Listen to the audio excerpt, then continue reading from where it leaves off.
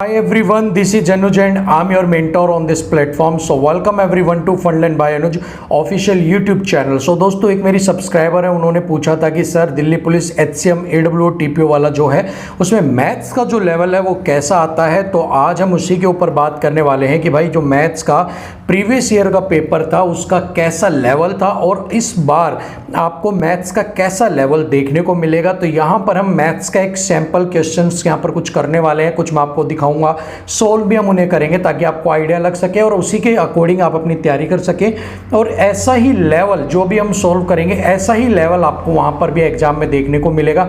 तो बिना किसी देरी के चलिए स्टार्ट करते हैं। तो दोस्तों सबसे पहला सवाल आपके लिए है, एक आयताकार खेत की लंबाई और चौड़ाई का अनुपात 6:5 है। यदि खेत का परिमाप 132 मीटर है तो उसकी चौड़ाई क्या होगी। तो आपको पता है सभी को कि आयताकार जो रेक्टेंगल होता है उसका परिमाप होता है 2 × में L + में B, ठीक है।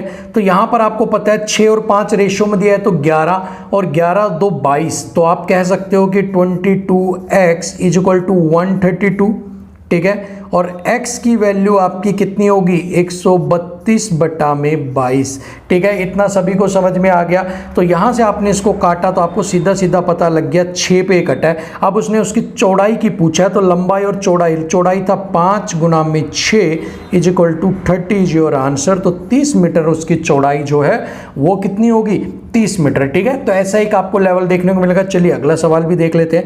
एक काम को 10 दिन में करता है, बी उसी काम को 15 दिन में करता है, तो मिलकर काम को कितने दिन में करेंगे। तो देखिए ए करता है 10 दिन में, बी करता है 15 दिन में, तो वही हम इनका एलसीएम लेंगे तो एलसीएम आ गया 30। अब देखिए ए का 3 किया तो 3 और 15 दूनी 30, ठीक है। तो वो एक दिन में कितने काम करते हैं 5, ठीक है। तो 30 काम कितने दिन में करेंगे 5 से इसको डिवाइड कर दो 6 दिन के अंदर। तो ऑप्शन डी हो गया आपका, 6 दिन के अंदर काम करेंगे। चलिए स्थिर पानी में नाव की गति 48 किलोमीटर प्रति घंटा है। तो आपको यहाँ पता चला भाई एक्स हम मान लेते हैं, स्थिर जल में 38 किलोमीटर प्रति घंटा उसकी रफ्तार है, ठीक है। अब वो कह रहा है धारा के प्रतिकूल, ठीक है, 56 किलोमीटर प्रति घंटा 2 घंटे में दूरी तय करती है, ठीक है भाई। अब आपको पता है धारा के प्रतिकूल मतलब आपके अनुकूल नहीं है वो, मतलब अपोजिट डायरेक्शन में। तो यहाँ पर हम कह सकते हैं x - y कितना होगा भाई x - y। अब 56 किलोमीटर 2 घंटे में करती है तो 1 घंटे कितने में करेगी। अब आपको यहाँ पर पता है आपको 28, ठीक है। 28 इसकी स्पीड आ गई है कि 2 घंटे का टाइम है, 56 किलोमीटर की दूरी है, तो आपने स्पीड निकाल ली। स्पीड क्या हो गई 28 किलोमीटर प्रति घंटा, ठीक है। अब x की वैल्यू है आपके पास 38, ठीक है। 28 आपके पास है तो आप y की वैल्यू यहाँ पर बहुत ईजिली फाइंड आउट कर सकते हैं। 10 इज योर राइट आंसर, ठीक है। ऑप्शन 4 होगा। देखिए कितना ईजी लेवल आ रहा है। चलिए अगला, एक धनराशि 4 वर्षों के लिए साधारण ब्याज पर उधार ली जाती है। ब्याज दर ज्ञात कीजिए यदि 4 वर्षों के पश्चात उधार ली गई धनराशि चुकाई गई धनराशि से 60% कम है। देखिए बहुत बढ़िया सवाल है ये। इसमें कहना चाह रहा है भाई 4 वर्षों के लिए कोई धनराशि उन्होंने उधार ली है, ठीक है। अब वो कहता है कि 4 वर्षों बाद जब उसने उस धनराशि को चुकाया साधारण ब्याज के ऊपर, तो जो चुकाई जाने वाली धनराशि थी ना उससे जो उसने उधार ली थी वो धनराशि 60% कम थी आपकी, ठीक है। तो यहाँ पर हम मान लेते हैं कि जो आपकी उसने चुकाई थी ना वो धनराशि हमने मान ली 100 रुपये मान ली, ठीक है। अब इसका 60% वो कम थी तो मतलब कि आपका जो प्रिंसिपल रहा होगा वो यहाँ पर 40 रुपये रहा होगा भाई, ठीक है। क्योंकि 60% तो कम थी तो 40 रहा हुआ आपका, ठीक है। अब आपको पता है कि ये आपकी है अमाउंट, ये है आपका प्रिंसिपल। एसआई कितना हुआ होगा आपका, कितना एसआई आपका बना, सिंपल इंटरेस्ट कितना बना 60 रुपया भैया आपका, ठीक है। अब आपको कोई दिक्कत ही नहीं आनी चाहिए, आप निकाल सकते हो इसके ऊपर आपकी, ठीक है। रेट ऑफ इंटरेस्ट कैसे निकालते हैं, इंटरेस्ट इंटू में 100 डिवाइडेड बाई आपका कितना है प्रिंसिपल 40, टाइम आपके पास 4 साल का, ठीक है। तो आपने इससे कट कर लो, 4 से 1 0 से 1, 4 से आपने काटा तो 25, ये 2 और ये आपने काटा 30, 75/2 आपके आ गया 37.5 इज योर राइट आंसर, ठीक है। समझ में आ गया। चलिए अगला सवाल करते हैं। एक राशि साधारण ब्याज पर 2 वर्षों में 1760 रुपये और 5 वर्षों में 2000 रुपये हो जाती है, राशि ज्ञात करनी है। बहुत सिंपल सवाल है। देखिए 5 वर्षों के अंदर हो जाती है भैया कितनी 2000, ठीक है, और 2 वर्षों के अंदर हो जाती है 1760, ठीक है। आपको इतना पता लग गया। 3 वर्षों का आप इसको फाइंड आउट कर लो कि आपको 3 वर्ष का ब्याज कितना मिला होगा। तो देखिए 0 4 2, ठीक है, कितना हो गया 240 रुपया। अब आपको पता है जब 340 एक का मिला होगा 80, 2 वर्ष का मिला होगा 160 रुपये, ठीक है। अब आपके पास कोई दिक्कत ही नहीं है, उसने राशि ज्ञात करने को बोली है। अब राशि ज्ञात करने के लिए जब भी आपको कोई चीज़ बोली गई है तो आप इजीली बता सकते हो। 1760 में से 160 आप माइनस कर दो, 0 0 5 और 1500, तो 1500 जो राइट आंसर, जो धनराशि थी वो आपकी 1500 रुपये थी, ठीक है। अगला, एक जूते की कंपनी ने अपने पुराने स्टॉक पर 30% की छूट दी और बिना फीते वाले जूतों पर 10% की छूट दी। अब वो कह रहे हैं पुराने स्टॉक के बिना फीते वाले जूतों के ऊपर दी गई कुल छूट ज्ञात करनी है। अब वो कह रहे हैं कि बिना, आपको जो पुराना स्टॉक है उसको नहीं लेना, सिर्फ जूतों के ऊपर जो छूट दी गई होगी वो बताओ। तो देखो इसके लिए बहुत शॉर्ट ट्रिक होती है कि आपको करना है 30 प्लस में 10 माइनस में 30 गुना में 10 बटे में 100, 1 0 से 1 से 1 3, 40 माइनस 3 मतलब 37% की इसको छूट दी होगी। तो राइट आंसर आपका हो गया 37%, ठीक है। अगला, एक लड़का 3 किलोमीटर प्रति घंटा की गति से उसके घर अपने स्कूल के लिए चलता है और 2 किलोमीटर प्रति घंटा की गति से वापस स्कूल से घर आ जाता है और उसे आने जाने में 5 घंटे का वक्त लगता है। तो उसके घर और स्कूल के बीच की दूरी बतानी है। जब भी इस तरह का सवाल हो तो आपको करना है a प्लस में b, a इंटू में b is equal to time, और एक की वैल्यू आपको निकालनी है। तो 3 और 2 5, ठीक है। और यहाँ पर जब आपने इसको किया तो 3 दूनी 6, ठीक है ना, डिवाइडेड बाय यहाँ पर 6 और टोटल टाइम आपका 5 है। तो देखो 5 इज इक्वल टू 30 और एक की वैल्यू 6, तो राइट आंसर हो गया 6 किलोमीटर। एक की वैल्यू हमेशा फाइंड आउट कर लेना आप, 6 जो आया है वही उनके बीच की डिस्टेंस होती है, ठीक है। देखो कितना सिंपल आपके पास ये आएगा।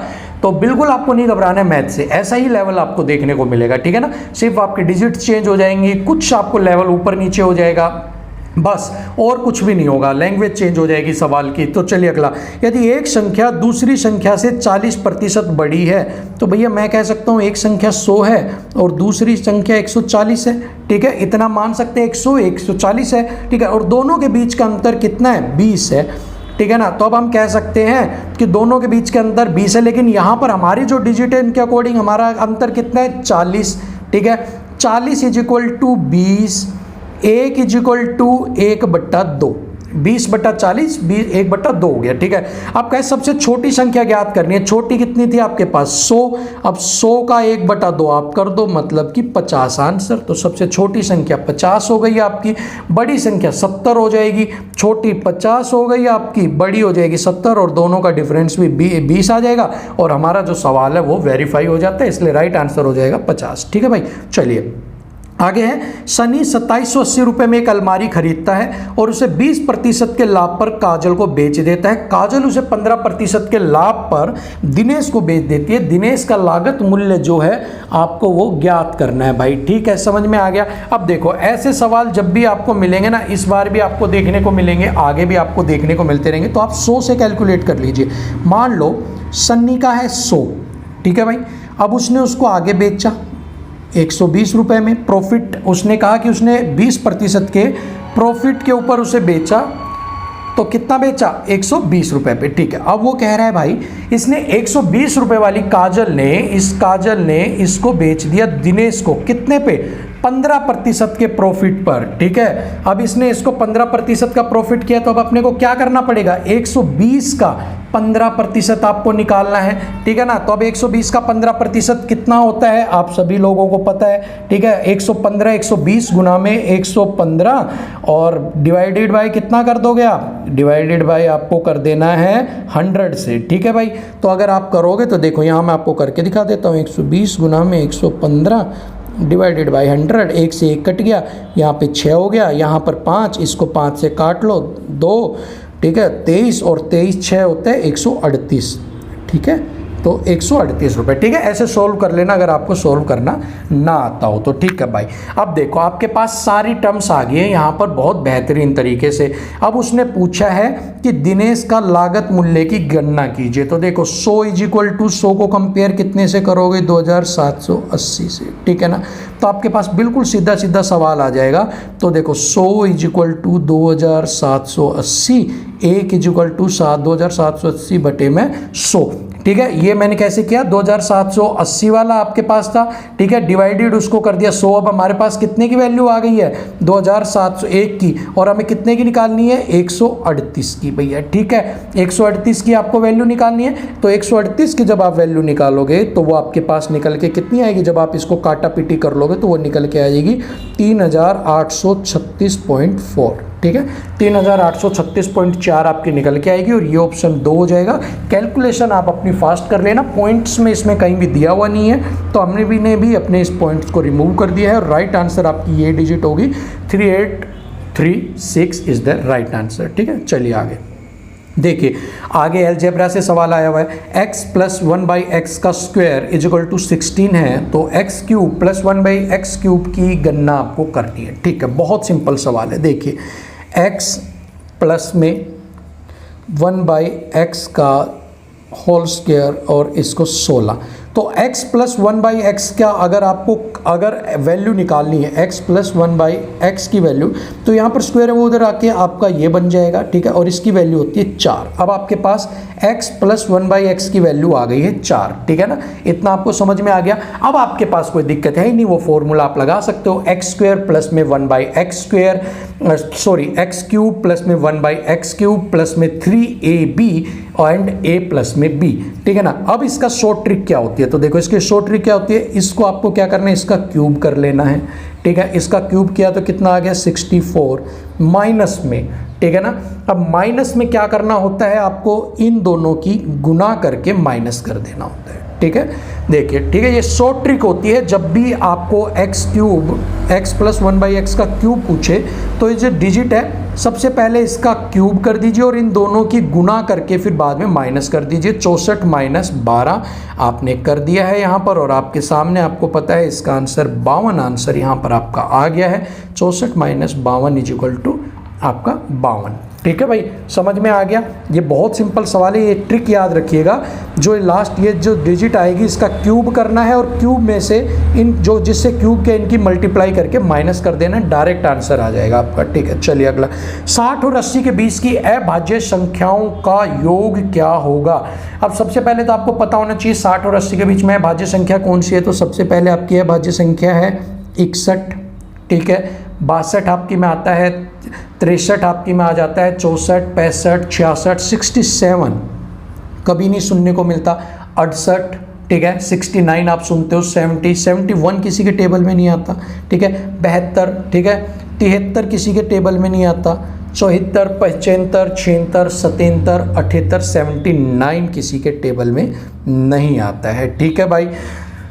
तो अब आप इसको कैलकुलेट कर सकते हैं, 7, 8, 9, 9, 18 और 21, 1। अब आपको आगे नहीं बढ़ना है, देखिए, ठीक है। जब आपको पता है यहाँ पर 1 आ गया तो आप सारे को सम करने की जरूरत नहीं। आप ऑप्शन में देखिए, एक किसके, सिर्फ एक के तो पीछे 1 है, 351। अब देखिए यहाँ पर आपकी पहली डिजिट 1 है, यहाँ भी 1 है, तो आपको आगे नहीं जाना, टाइम वेस्ट नहीं करना, इसको पूरे को ऐड करने में। 1 दिखा, टिक किया, आगे बढ़ जाना आपको, ठीक है। चलिए अगला है, 2 अंकों के बीच का अनुपात 5:4 है यदि उनका लघुत्तम समावर्तम, ठीक है, एलसीएम 860 है तो न्यूनतम संख्या ज्ञात करनी है। इस तरह का सवाल आपको एग्जाम में हमेशा मिलता है। ऐसे में आपको क्या करना है, 860 डिवाइडेड बाय आपको 5 गुना में 4 कर देना है, बस इतना काम आपको करना है और इसको यहाँ से आपको कट कर देना है, ठीक है ना भाई। अब 860 को जब आपने 20 से डिवाइड दिया तो आपका आंसर कितना आएगा, 43, ठीक है भाई। अब 43 आपका आ गया और उसने छोटी संख्या पूछी है, तो ये आपकी जो डिजिट होती है इसको सबसे छोटी जो है रेशियो में दिया हुआ है 4, इसको 4 से मल्टीप्लाई कर दो तो 4, 3, 12 और 16, 172 इज द राइट आंसर, ठीक है। समझ में आ गया। इस तरह का सवाल जब भी आपको मिलेगा, यही आपके पास प्रैक्टिस होनी चाहिए, यही वाली चीज़ आपको अप्लाई करनी है और ऐसे ही आपको आंसर निकालना है सेकंड के अंदर, ठीक है भाई। चलो अगला, 49 साल में अमन अपनी वर्तमान आयु का 8 गुना हो जाएगा, उसकी 16 साल बाद उसकी आयु क्या होगी। ठीक है, तो हम कह सकते हैं x उसकी वर्तमान आयु है प्लस में 49, अगर हम जोड़ लेते हैं तो वो 8x हो जाएगा। ठीक है, अकॉर्डिंग टू क्वेश्चन यही बात हो रही है। अब आपको पता है 49, ये x यहाँ जाकर माइनस हो जाएगा तो ये हो जाएगा 7x और x की वैल्यू हो गई 7। ठीक है, मतलब वर्तमान आयु कितनी है 7। 16 साल बाद पूछा है तो 16 प्लस में 7 आप ऐड कर देंगे तो आपके पास आ गया 23 साल का। ठीक है भाई, तो उसकी अभी 16 साल बाद तो कितने का हो जाएगा 23 साल का। ठीक है, समझ में आ गई। चलिए अगला सवाल देखते हैं भाई। यदि x रेशियो y 13:22 है, देखो तो x बटे y कह रहा है 13/22 है। ठीक है, बहुत बढ़िया बात है। और वो पूछ रहा है 4x + 7y रेशियो में 2x + 9y का मान क्या होगा। तो देखिए, तो सबसे पहले एक का निकालते हैं, इक्वल टू 4 कर देते हैं और इसके में 7 कर देते हैं। तो यहाँ पर आपका हो गया 52। ठीक है, और 7 14 154। अब आपने किया 4 और 2 6 10 और 206। अब आपने सबसे पहले ऑप्शन में देखा भाई कहीं 206 दिख रहा है। अब आपने कहा 206 नहीं दिख रहा, तो सबसे पहले आपने देखा इसका आधा क्या होता है 103। आपने देखा यहाँ पर 103 दिख रहा है, यहाँ भी 103 दिख रहा है। ठीक है ना। अब जो दूसरी डिजिट आएगी, अब आपको पता लग गया रेशियो में ये आधा होने वाला है। अब आपको यहाँ से पता लग गया जो दूसरी टर्म ये 111 या 112 जो होगी वो भी किसी की आधी होने वाली है। तो अब आपने जल्दी से क्या किया, आपने 13 के बाद आपसे पूछा था 13 दूनी 26 और 9 का, तो 9 दूनी 18 9 198। ठीक है, आपने पहली डिजिट देखनी है बस, 8 9 14। ठीक है, 4। अब आपको पता लगे पहली डिजिट आपकी 4 है भाई। तो अब आपने क्या किया, इस 4 के लिए आपने यहाँ पर क्या करोगे, इसका आधा कर दोगे 2 और आप देखोगे 112 के अंदर ही 2 आ रहा है, 111 नहीं होगा। तो आपने डायरेक्ट आंसर टिक किया और जल्दी से चले गए कि भाई 103 112 इज द राइट आंसर। ठीक है, ऐसे आपको अप्रोच लगानी है, सारा सोल्व नहीं करना, आपको देखना है कि सवाल को आप जल्दी से जल्दी कैसे कर सकते हैं। ठीक है, अगला, यदि एक संख्या का 50% भाग 75 में जोड़ दिया जाता है तब प्राप्त परिणाम सम संख्या होती है। वो कह रही भाई कोई एक संख्या है x, उसका आधा किया गया, उसमें 75 ऐड किया गया और वो जो फिर जो रिजल्ट आया वो खुद x था। ठीक है, तो वो संख्या ज्ञात करनी है। देखिए बहुत ईजी है ऐसे में। देखो यहाँ पर वो कह रहा है x/2 प्लस में 75 इक्वल टू x। ठीक है, अब यहाँ पर आपके पास कुछ बचता ही नहीं। देखिए आपने एक तरफ वैल्यू ले जाते हो तो अब आपको पता है x में से ये इधर जाएगा तो माइनस होगा, x माइनस x/2। तो x/2 जब होगा तो यहाँ पर x/2 ही बचेगा और इसका 2 यहाँ पर कर दोगे तो 150 इक्वल टू x। तो 50 150 इज द राइट आंसर। ठीक है भाई, अगला, 7 के प्रथम 7 गुणांकों का औसत क्या होगा। वो कह रहे हैं 7 मल्टीपल जो हैं, 7 के फर्स्ट 7 मल्टीपल उनका क्या होगा आपके पास, क्या उनका एवरेज आपसे पूछा है। ठीक है, चलिए निकालते हैं भाई आपका एवरेज। तो इसका फॉर्मूला क्या होता है, सबसे पहले तो एवरेज के लिए सम होना चाहिए। तो a इंटू में a + 1 इंटू में d/2। ठीक है, ये होता है आपका सम निकालने का फॉर्मूला भाई। ठीक है भाई, ठीक है। अब इसका अब अगर आप सम निकालेंगे तो कैसे निकलेगा, अब आप बता के देखो। देखो a है 7, a + 1 8, 7 + 1 d, डिफरेंस d होता है यहाँ पर डिफरेंस, मतलब 7 14 21, तो इनके बीच का डिफरेंस कितने 7। ठीक है, तो जब आपने इसको मल्टीप्लाई किया तो ये आपके पास कितना आएगा 7 इंटू में 56 392। ठीक है, 392 और इसके डिवाइडेड बाई 2 तो इसके भी डिवाइडेड बाई 2 करो और जब इसको डिवाइडेड बाई 2 करोगे तो ये आ गया 196। ठीक है भाई, इसको काटोगे तो 196 इज द आंसर। और अभी क्या होगा, अब इसने औसत पूछा, अब डिजिट कितने की थी 7 डिजिट थी, तो 196 को जब आपने डिवाइड किया 7 से तो आपके पास आंसर निकल के आया 28। तो 28 इज द राइट आंसर। ये एवरेज निकल गया। देखिए कितना सिंपल सवाल है। चलिए अगला, फाइंड द वैल्यू ऑफ 764 का जो पावर है 1/3 प्लस 27 की पावर 1/3 और इन सब की पावर होल स्क्वायर आपका किया हुआ है, आपका क्यूब किया हुआ है और उसकी पावर 1/4। देखिए बहुत सिंपल सवाल है। यहाँ 7 है, अब अंदर का आपको क्या करना है, यहाँ 3 है और यहाँ पर आपकी 1/4 है। ठीक है, अब क्या करना है, देखो 64 1/3 आपको पता है 64 किसका, अगर आप क्यूब 4 का क्यूब क्या होता है 64, तो आपने डायरेक्ट यहाँ 4 लिख दिया और 27 होता है 3 का। तो देखो 4 गुना में 4 गुना में 4, 4 चौक 16 64। तो मतलब आपको पता है 4 को 3 बार गुना किया, जब 64 आया तो आपने 64 की जगह 4 और 27 लिख दिया।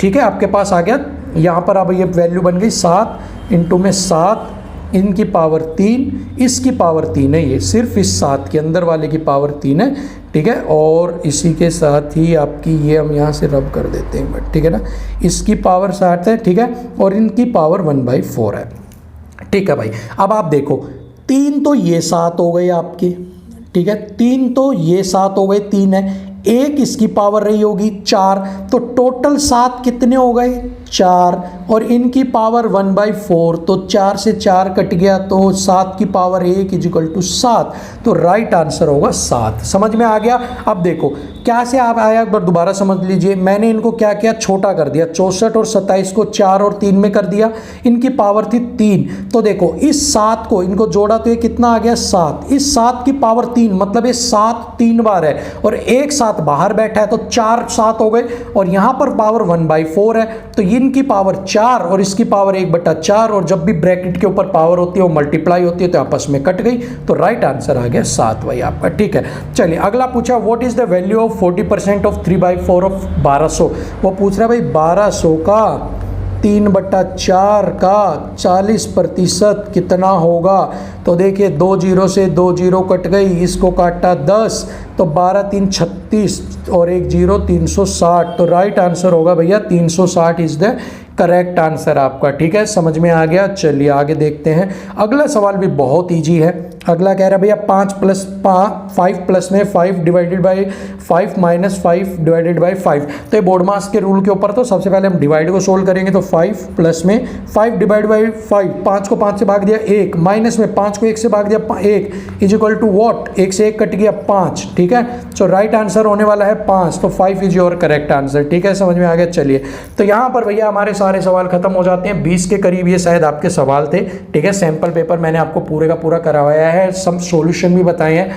आगे अगर आपको चाहिए कि आपको और आप चाहते हो कि ऐसी ही मैं क्लास आपके लिए लेके आता रहूं मैथ्स की छोटे छोटे, और आपको सॉल्यूशन भी शॉर्ट ट्रिक्स के साथ अच्छे से करवाऊं, तो आप मुझे कमेंट्स के अंदर बिल्कुल बता दीजिए। आपके लिए मैं HCM AWO TPO के लिए मैथ्स के ऐसी ही क्लास लेके आता रहूँगा, ठीक है। अगर क्लास पसंद आई है तो भैया लाइक तो बनता है, उसके बाद शेयर कर देना, ठीक है। और ज़्यादा पसंद आई है तो सब्सक्राइब भी कर देना। और अगर ज़्यादा ही आपका मन आ गया कि भाई बहुत अच्छा आपने बताया है, तो आप बेल आइकन और प्रेस कर लेना, बस इतना सा काम कर लेना आप, ठीक है। और कमेंट सेक्शन में अगर कोई सवाल में दिक्कत है, समझ में नहीं आया, कोई आपको प्रॉब्लम है, तो आप मुझे ज़रूर बताइएगा। अगले क्लास में मैं पूरी कोशिश करूँगा उसका जवाब देने की। तो आज के लिए इतना ही क्लास में, अगली क्लास में फिर मिलेंगे। तब तक के लिए शुक्रिया, थैंक यू सो मच। ऐसे ही तैयारी करते रहिए। धन्यवाद।